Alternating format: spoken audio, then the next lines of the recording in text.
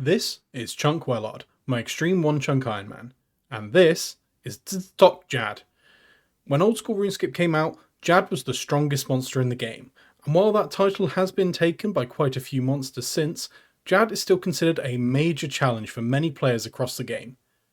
Not only does he have a combat level of 702 and can hit up to 97 with his 3 different combat styles, to even face him you have to defeat 62 waves of enemies with increasing difficulty, draining your resources and making the end fight even harder. But beating Jad gives one of the most prestigious capes in the game, the Fire Cape, along with a 1 in 200 chance for a Tizrek Jad, also known as the Jad Pet. In order to complete this chunk I need to defeat this behemoth and earn the cape and pet for myself. Welcome to the One Chunk.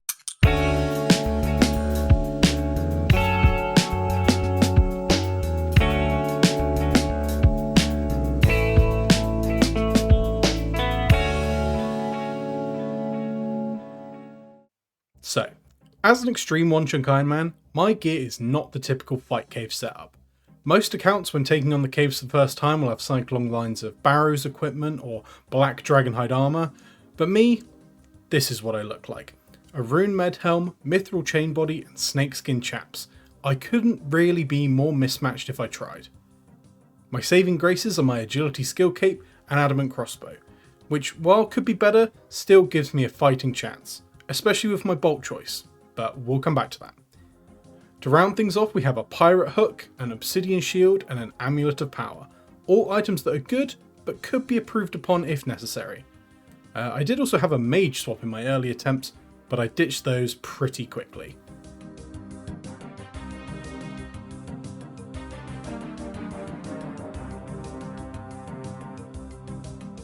The first enemy we come across in the fight caves is potentially the most dangerous one in the whole gauntlet, the Tzki. I know this little fella doesn't look like much, but this bat has the worst side effect to his attack in the game.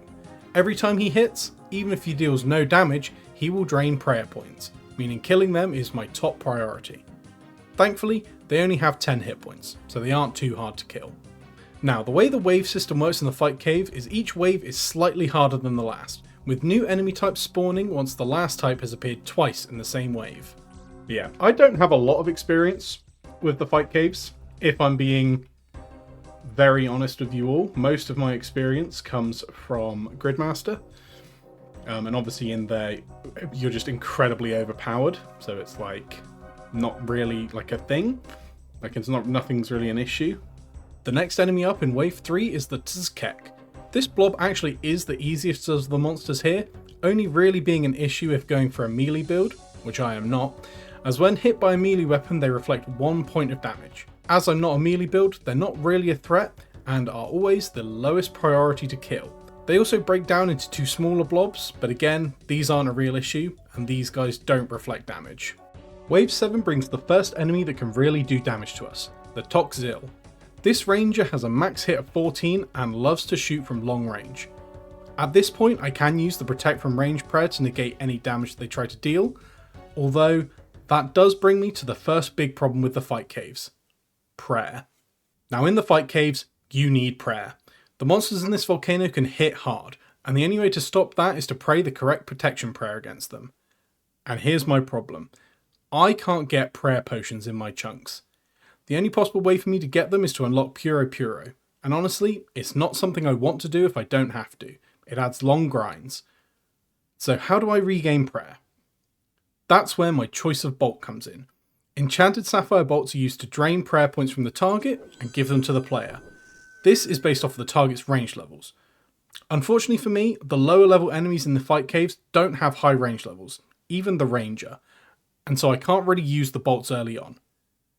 Getting the resources for the enchantments of these bolts is also an issue, so I want to try and preserve them where I can. So for now, it's just prayer flicking and regular mithril bolts. Wave 15 introduces us to the Eat Medjtok, also known as the Melias. As well as their powerful melee attacks, they can also heal other enemies around them if they're in range of the player.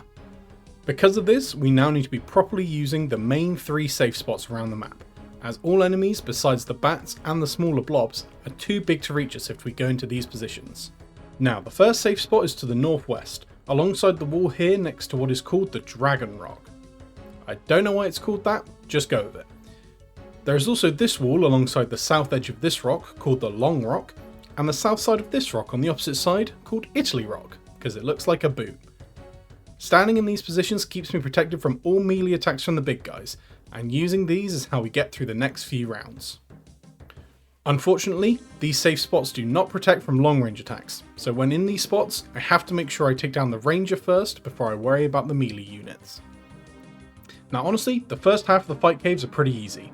I took some damage and had to eat some of my manta rays whole, but apart from that, it wasn't too bad. That all changed on wave 31. Meet the Ketzak. This major is the biggest bastard of the fight caves. With a max hit of 52 and attacking every 2.5 seconds, this monster is the biggest challenge I have ever faced on this account, and as a result, he killed me almost immediately on my first attempt. Ooh. Fuck me. Okay.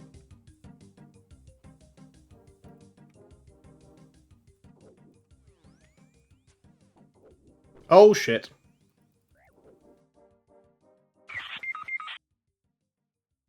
What the fuck? We can go again. But I wasn't going to be dissuaded. I jumped right back into the caves to take them on again, and when I got to the major this time round, I defeated him, completing a hard task in the Karamja achievement diary. One major down, only 32 more to go, as I now had to face every wave I just faced, but this time with a major added on. And so, only 2 waves later, I was knocked on my ass again and defeated. These first 2 attempts were done on stream, and the next day I carried on streaming and went back in. And then I was killed by mages again on waves 31 and 37, which, while was a personal best, was still a long way off the 63 waves I'd need to beat to earn the fire cape. So I took a bit of time off from the caves. The attempts I had done had drained a lot of my ammo, and I needed to make sure I had a good quantity before I could go for more attempts. My main choke point for ammo was cosmic runes to be able to enchant the bolts. My best way to obtain these was from moss giants, which dropped 3 runes at a rate of 1 in 64. So I went to training on moss giants, getting levels while also collecting the cosmic runes needed for the bolts. Thankfully, I had a lot of knives and arrows that I didn't need for the caves, so I could train ranged using them. But something occurred to me while I was training. While I enjoyed streaming my attempts, I couldn't focus properly when I was in the fight caves. I wanted to be entertaining, but in reality, I knew I needed to not have any distractions before I went into the caves. And so, attempt 5, with a few more levels under my belt, I went back in, ready to go further than I'd ever done before, just me. And I did. I got to wave 40, when I was brutally taken down by the major, yet again. Clearly, I was having some real trouble. I was getting better, but at the rate I was going, only improving a few waves every couple of weeks, I would be fighting in these caves for months, and I'd already said the next video was going to be me beating the fight caves. Most of the rest of this chunk's content was stuck behind me getting the fire cape. I took a small break to get myself a medium clue scroll casket, but nothing in it could help me here. I had to improve, so I was watching through my runs so far for a bit of analysis, and I noticed something. The lowest my prayer had ever gotten was 46, only 10 less than my maximum at the time. This meant I was being far too conservative with my prayer points. When I was facing the majors, I was using my enchanted sapphire bolts, and every time they procced, I was getting back 6 prayer points, and the bolts procced 25% of the time. I could afford to use more prayer points, and I could afford to have them being on for slightly longer when I was fighting the majors. I was trying to make my prayers tick perfect when I didn't need to. I was making the perfect the enemy of the good. So with that knowledge, I went back in for attempt 6. And with my new prayer mindset, I was absolutely rocking. Wave 10, 20, 30, all fell easily. And then came the majors. And while I was taking a few hits here and there, I managed to fight all the way through. I was positioning myself in the northeast corner of the caves, not only so I was as far away from all the spawns as possible, but also because being in this position traps up to half of the enemies that spawn behind Italy and Dragon Rock, meaning that I can deal with the enemies that come at me first, and not having to deal with every enemy all at once. It didn't always work, and I did have to move about if I had melees heading straight for me, as I knew I'd be safer in one of the safe spots than taking them on in a straight fight. Now the hardest wave I would say in the fight caves is wave 58. In this wave we have one of every enemy, except there are 2 bats. Thankfully, this time around I managed to get myself into a safe spot where I could easily finish out the wave. It was also at this point where I was out of food, and so I was taking long breaks in between waves where one enemy couldn't hit me, replenishing my health. But after wave 58, we say goodbye to each enemy type one by one as we finally met with the final wave before Jad. 2 majors. Now I have to pay attention to where these majors spawn, as the orange major spawns in the same place that Jad does in the final wave. Thankfully, the orange major spawned in a place that would leave him trapped until I chose to deal with him, so I could take out the normal major and then deal with the orange one, ready to trap Jad once he spawned. And here it was, the final wave, to top Jad in all of his glory. Now, Jad has 3 attacks. His melee attack, which we never see because I don't get close enough, his mage attack, which is telegraphed by him rising onto his back legs, and his range attack, which is telegraphed with him slamming his feet down on the ground. Now I need to make sure I pray perfectly for all of these attacks, because with his max hit of 95, he can send me back to the lobby with 1 misclick. Once Jad is down to half health, his healers spawn in. I have to make sure I hit these guys to lure them away from Jad and kill them, as if they heal him to full health, they will respawn if he gets down to half health again. I managed to get them away, but they are hitting me hard, taking me down to 20 health. I could wait to heal up, but with Jad, a misclick could kill me anyway, so I faced down Jad with just 22 health. Only a few minutes sit between me and that fire cape. It all looked to be going well, until...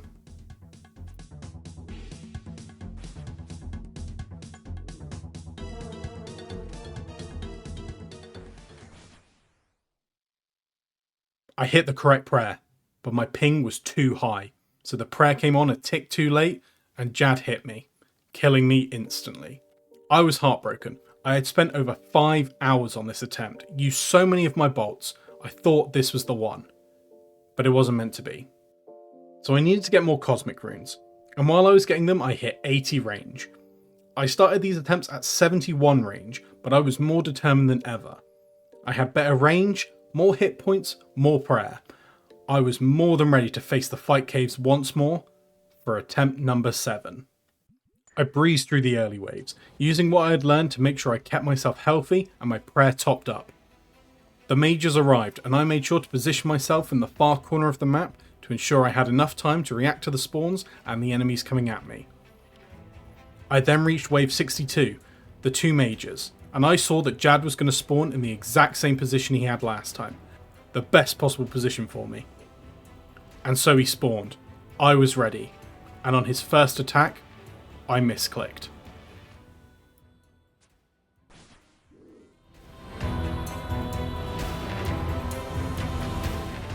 I was hurt. I could feel my heart beating in my skull. I could have lost everything before it even begun. But I was still alive. This was meant to be. And so I tried again, and this time I was perfect with my prayers. Nothing could hit me. And then, as the healers spawned, I tagged each one. But I was slow. I was worried they had managed to get back to full health. But I couldn't think about that yet. I had to make sure they were defeated, then I could worry about Jad. They hit me hard, taking me down to 1 piece of food, but I had taken them down. But now, the moment of truth. Had they fully healed Jad? If they had, I don't know if I could take them on again.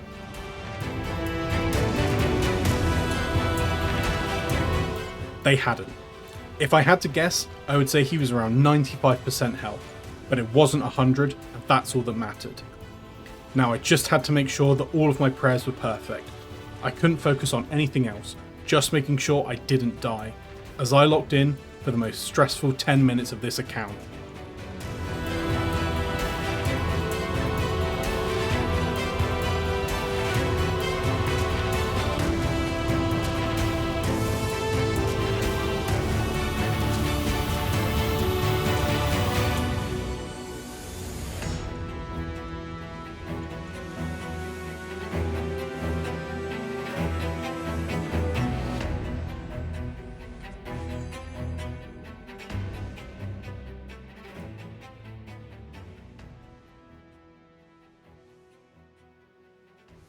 I had done it, and I was speechless. Whew. I cannot believe it. Man, that looks good. 3 combat tasks. I'm genuinely struggling to speak because this is so just very intense for me. But a near miss. Would have preferred to not get that one on my first one. Denying the healers, Fight Cave Veteran, and we've added the Fire Cape to our collection log. Oh, and the GZs are coming in. Holy shit, you know what? I'm not wasting any time. Let's go to the inner city.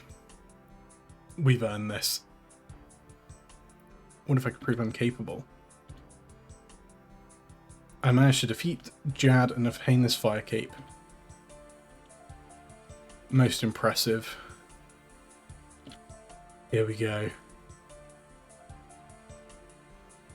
And we're in the inner city. This feels absolutely amazing. So I've completed the fight caves, and in doing so I completed 5 chunk tasks. 3 combat achievements, the collection log slot for the Fire Cape, and the diary task for wearing the Fire Cape while in the volcano. We're not done with the fight caves, but now that I have access to the inner city, I can improve some of my gear before I have to worry about completing the rest of the tasks in there. And now that the inner city is open, the real challenge has shown itself. But I'm not going to worry about that just yet. I'm going to enjoy what the inner city has to offer me. Thank you all for watching. Don't forget to like and subscribe. I've still got a lot to do in this chunk, and I'd love to have you all along for the ride. But until next time, bye bye.